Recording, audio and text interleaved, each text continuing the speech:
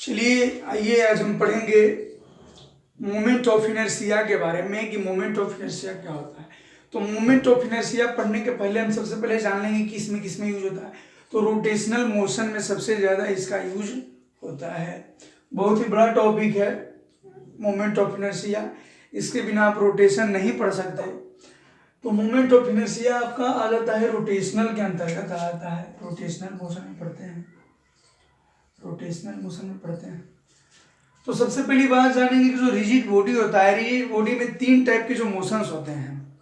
Rigid body में तीन type का जो मोशंस होते हैं, उनमें जो पहला मोशन है ट्रांसलेशनल मोशन। ट्रांसलेशनल आपका हो गया, दूसरा आपका हो गया रोटेशनल हो गया, और तीसरा जो आपका हो गया ट्रांसलेशनल प्लस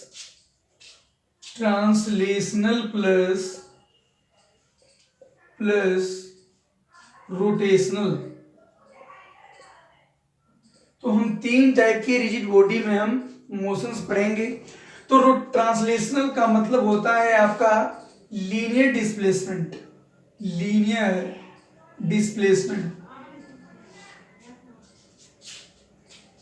डिस्प्लेसमेंट आपका कौन लीनियर डिस्प्लेसमेंट हो जाता है। और आपका रोटेशनल में आपका रोटेशन है, यानी रोटेशनल डिस्प्लेसमेंट, यानी फिर एंगुलर डिस्प्लेसमेंट भी कह सकते हो, सर्कुलर या फिर एंगुलर डिस्प्लेसमेंट। और ट्रांसलेशनल प्लस रोटेशनल में आपका आ गया लीनियर डिस्प्लेसमेंट भी और सर्कुलर या एंगुलर डिस्प्लेसमेंट भी हम कहेंगे। तो आपका लीनियर प्लस एंगुलर या फिर इसको सर्कुलर भी कहेंगे। तो एग्जांपल के तौर पे हम देखेंगे जो ट्रांसलेशन में जो लीनियर डिस्प्लेसमेंट है तो किसमें होता है, हमने पढ़ा था मैथमेटिक्स में पढ़ते हैं सब होता है। तो देखिए जब कोई ब्लॉक का हम पढ़ते हैं कि ये जो ब्लॉक है, ये ब्लॉक का जो डिस्प्लेसमेंट हो गया तो ये डिस्टेंस जो होता है कि ये लीनियर हो गया, ये जो लीनियर हो गया। अच्छा रोटेशनल का, तो रोटेशनल का सबसे जो बढ़िया एग्जांपल है आपका वो फैन का है। तो वो क्या है, जो फैन मूव करता है एक्सिस के अबाउट रोटेट करता है। तो सबसे अच्छा जो एग्जांपल हमको हो गया रोटेशनल का वो हो गया सर्कुलर डिस्प्लेसमेंट में फैन, सीलिंग फैन हो गया। और जो ट्रांसलेशनल प्लस रोटेशनल की बात करेंगे तो जैसे गाड़ी का पहिया जो चलता है तो वो डिस्प्लेसमेंट तय कर रहा है और रोटेट करके तय कर रहा है। तो सबसे अच्छा एग्जांपल हम उसी को लेंगे ट्रांसलेशनल प्लस रोटेशनल में। चलिए तो हम मोमेंट ऑफ इनर्शिया अगर थोड़ा सा सेंटर ऑफ मास पढ़े होंगे तो मोमेंट ऑफ इनर्शिया समझना कुछ है नहीं, बहुत ही इजी टॉपिक है। तो अब हम मोमेंट ऑफ इनर्शिया पे नजर डालते हैं कि मोमेंट ऑफ इनर्शिया होता क्या है। तो moment of inertia is a property of an object that is related to be its mass distribution. यानी मोमेंट ऑफ जो इनर्शिया है मास का खेल है, यानी मास। देखिए इसमें हम लेते हैं मास को रोटेटिंग लेते हैं, लेकिन मास कभी रोटेट नहीं करता, ऐसा कहीं कहा नहीं गया है। लेकिन हम यहाँ पे मास को रोटेट लेंगे, मास को रोटेट कराएंगे, ऐसा मान लेंगे तभी हमको किसी एक्सिस के अबाउट में, है ना। तो देखिए जो आपको मोमेंट ऑफ इनर्शिया कहता है कि moment of inertia is a property of an object that is related to be its mass distribution. तो पूरा जो मोमेंट ऑफ इनर्शिया है वो मास डिस्ट्रीब्यूशन का ही खेल है।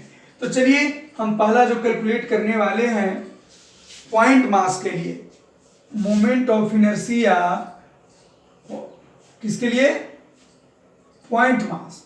तो पॉइंट मास के लिए हम कैलकुलेट करेंगे। तो देखिए ये एक्सिस है, ये एक्सिस हो गया आपका। तो देखिए ए एम है, ए आर डिस्टेंस हो गया।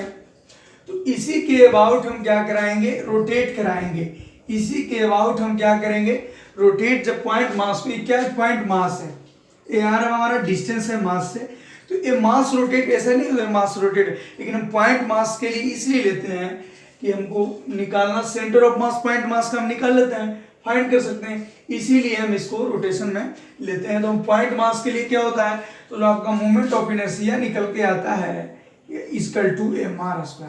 तो एक चीज याद रखना कि जो मोमेंट ऑफ इनर्शिया का जो डिनोटेशन करेंगे हम क्या करेंगे, it is denoted by m, कि किससे, सॉरी आई से डिनोट करेंगे। आई हमारा क्या हो जाएगा, मोमेंट ऑफ इनर्शिया का साइन हो जाएगा, आई आपका साइन हो जाएगा। तो देखिए ये जो, देखिए आप एक चीज बता रहा था, देखिए जैसे ये आप लिए तो ये आपका एक्सिस ऑफ रोटेशन हुआ, ये जो एक्सिस है आपका क्या हो गया, एक्सिस ऑफ रोटेशन। तो पॉइंट मास के लिए हमें याद रखेंगे जो आई हमारा होता है, मोमेंट ऑफ इनर्शिया होता है, mr² होता है, ये याद रखिएगा। तो आपका हो गया। तो चलिए अब हम देखेंगे यूनिफॉर्म के लिए, चलिए यूनिफॉर्म सिलेंडर के लिए हम मोमेंट ऑफ इनर्शिया फाइंड करेंगे। किसके लिए, यूनिफॉर्म सिलेंडर के लिए। तो आइए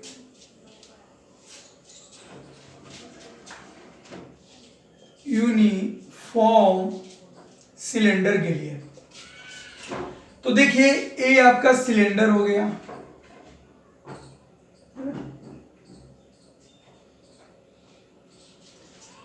तो ये सिलेंडर हो गया आपका, इसी के निकालना है। तो सबसे पहले रिजिड बॉडी का हम निकाले, तो रिजिड बॉडी के लिए जो आपका मोमेंट ऑफ इनर्शिया होता है वो होता है r²dm, r²dm। तो r²dm का मतलब इसी को इंटीग्रेट, dm क्या होता है, तो हम पढ़ते हैं लैम्डा होता था, तो लैम्डा किसके लिए निकालते थे, लीनियर मास डेंसिटी। हम डेंसिटी वाले कॉन्सेप्ट पे जाएंगे तो लैम्डा क्या होता था, dm/dx होता था ना, होता था। तो 1D के लिए हम क्या लेंगे, जो आपका यूनिफॉर्म सिलेंडर है क्या है, 3D बॉडी है, तो 3D बॉडी के लिए हम 3D के लिए हम क्या निकालते थे, रो निकालते थे। क्या निकालते हैं, रो। तो रो क्या होता है आपका, dm/dv,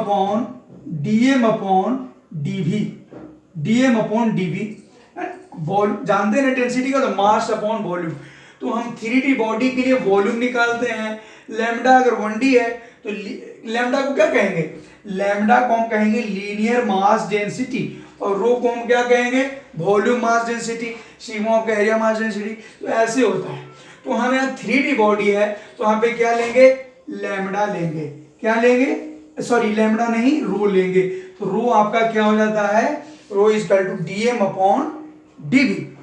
तो आइए हम देखेंगे इसको। देखिए ये आपको याद रखना है, जो रिजिड बॉडी, किसी भी रिजिड बॉडी का फाइंड करना हो यही आपका रहेगा r²dm, यही रहेगा। तो देखिए इस चीज को देखिए, अब देखिए इसको कट करिए। हम किसी भी, कोई भी बॉडी हो, इसका जब तक हम सेंटर ऑफ मास जब तक कट नहीं करेंगे तो हमारा पॉइंट मास के लिए नहीं निकालेंगे, तब तक किसी भी रिजिड बॉडी का भी आप मोमेंट ऑफ इनर्शिया नहीं फाइंड कर सकते।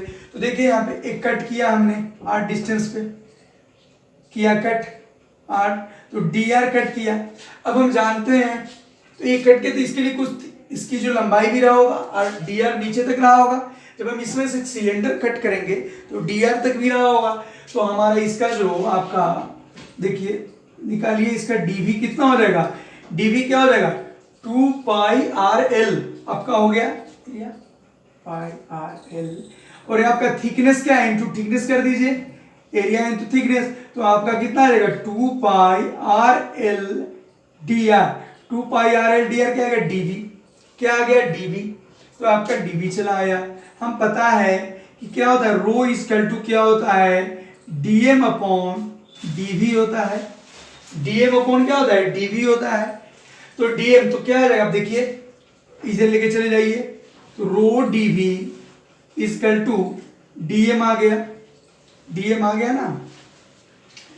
तो ये आपका निकल आ गया। अब हम करेंगे क्या, तो आई देखिए यहाँ पे आई है, इसका निकालिए, r² क्या होता है, r²dm होता है ना, r²dm।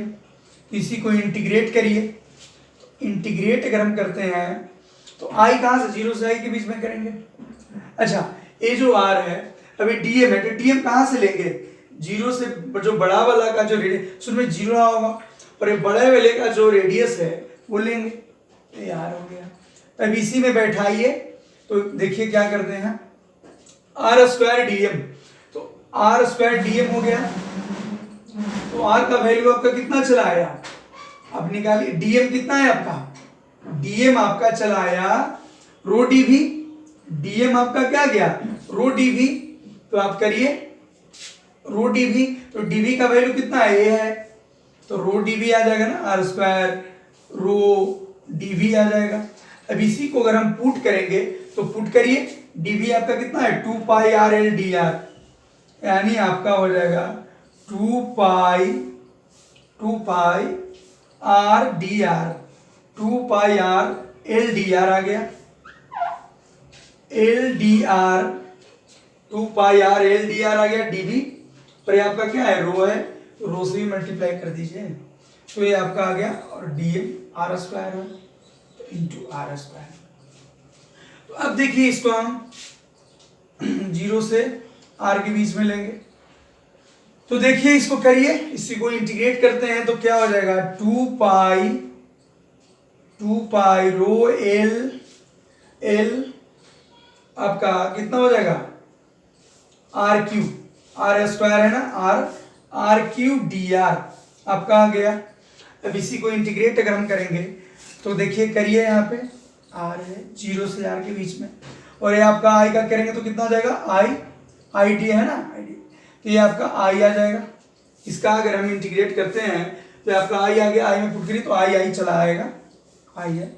तो देखिए अब यहाँ 2 पाई आर, देखिए इसको बाई पार्ट कर दीजिए, देखिए अब यहाँ पे बाई पार्ट अगर हम करते हैं तो देखिए आपका चला आएगा आर 0, एक कांस्टेंट बाहर आ जाएगा, इसको बाहर ही ले लीजिए, तो 2 पाई रो एल बाहर आ गया, और इंटीग्रेट हमको करना, इंटीग्रेट किसको करना रहा आर क्यू डी आर को करना रहा, तो आप आर से 0 के बीच में करिए, तो आपका आ गया 2 पाई रो एल, आर क्यू का कितना आ जाएगा, आर क्यू आपका हो जाएगा आर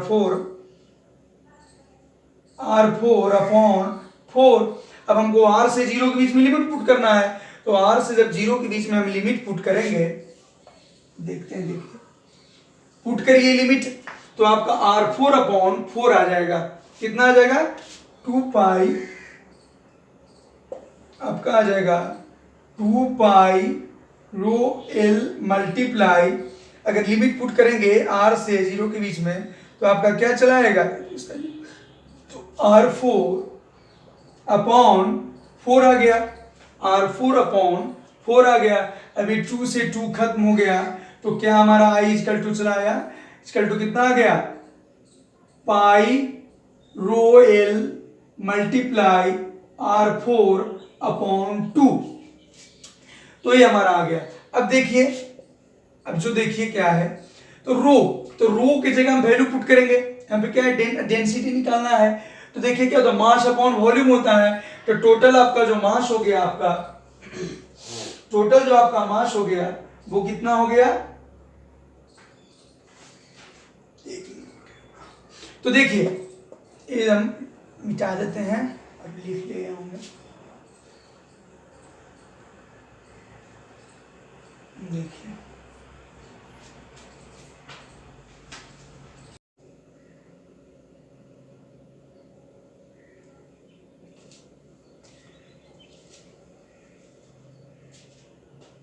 तो यहाँ पे जो आपका पाई रो एल r4 आ गया, तो हम पुट करेंगे रो के जगह क्या पुट करेंगे, बड़े वाले का डेंसिटी, तो क्या होता है मास अपॉन वॉल्यूम, तो मास अपॉन एम हो गया, वॉल्यूम आपका कितना हो गया, आपका हो गया pi R square L, pi R square L हो गया। यहाँ पे रो की जगह पुट करिए, pi into M upon pi R square L into r4 upon 2, pi से पाई चला गया आपका है ना, और ऊपर क्या था r4 पर रो इंटू एल भी था, तो एल भी, तो एल से एल चला गया, तो बचा आपका गया r4, तो r स्क्वायर, तो बचा ऊपर कितना एम आर स्क्वायर अपॉन 2। अब इसी को हम लिख देंगे जो वे में कि i equal to half M R square आपका क्या आ गया, इनफॉर्म सिलेंडर का आपका जो मोमेंट ऑफ इनर्शिया निकल कर चला आया वो I equal to half mr square. अच्छा, अब जो कुछ रॉड है देखिए, रॉड के लिए एल स्क्वायर अपॉन 12 हो गया। आपका रिंग के लिए I equal to M R square आ गया, सर्कुलर रिंग के लिए मोमेंट ऑफ इनर्शिया आ गया। रॉड के लिए आप ले लीजिए I, तो एम एल अपॉन 12 आ गया।